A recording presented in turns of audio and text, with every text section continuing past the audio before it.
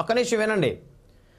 జగన్మోహన్ రెడ్డి గారు ఇదే ప్రశాంత్ కిషోర్ గారిని 2019 ఎన్నికల ముందు ఇంట్రడ్యూస్ చేసినప్పుడు ఈయన పేరు ప్రశాంత్ కిషోర్, ఈయన మంచి స్ట్రాటజిస్టు, అంటే కాస్త అటు ఇటుగా ఉన్నదాన్ని మార్చగలరు, అంతేగాని పూర్తిగా విరుద్ధంగా ఉన్నటువంటి అభిప్రాయాన్ని మార్చలేడు అని చెప్పేసి జగన్మోహన్ రెడ్డి గారు పరిచయం చేస్తారు. అంటే 1-2% ఓటు బ్యాంకు నెగిటివ్గా ఉన్నటువంటి క్రమంలో 1-2% అటు ఇటు తారుమారు చేసేటువంటి పరిస్థితులు ఉంటాయి, ఈయన సలహాలు సూచనలు మనం అందుకే పాటిస్తాము అని చెప్పేసి ఇంట్రడ్యూస్ చేశారు.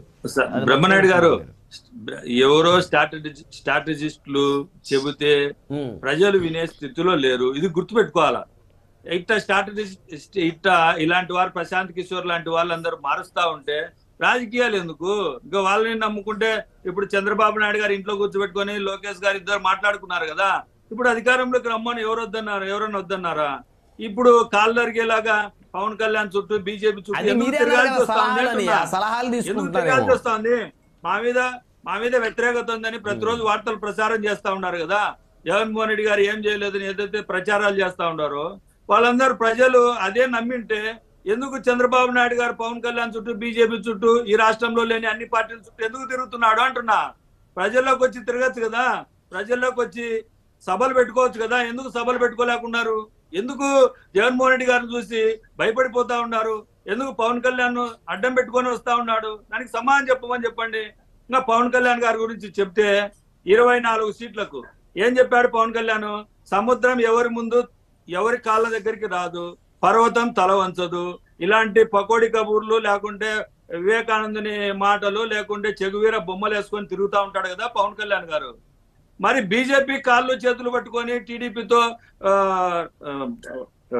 ఏది భాగస్వామ్యం కోసం టీడీపీతో కలిసి పోటీ చేయడానికి బీజేపీ ఒప్పుకోకుంటే బీజేపీ పెద్దల కాళ్ళు చేతులు పట్టుకున్నా అంటున్నాడు.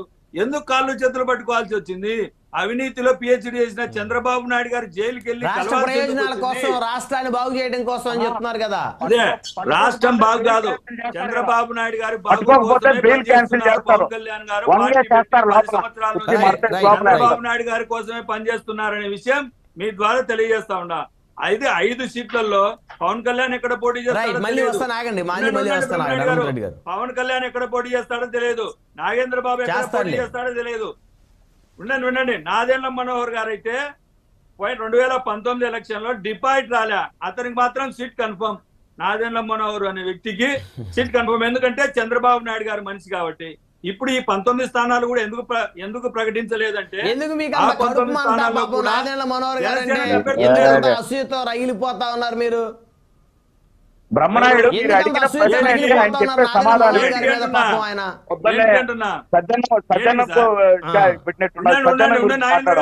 నన్ను క్వశ్చన్ హనుమంత్ రెడ్డి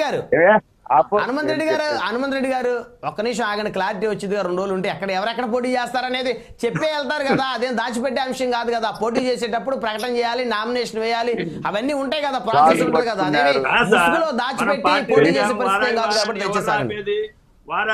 ఎవరు రాపేది తిరగట్లేదు రాష్ట్రంలో అంటున్నా. హనుమంత్ రెడ్డి గారు తిరగట్లేదు అంటున్నా. హనుమంత్ రెడ్డి గారు మళ్ళీ వస్తాను.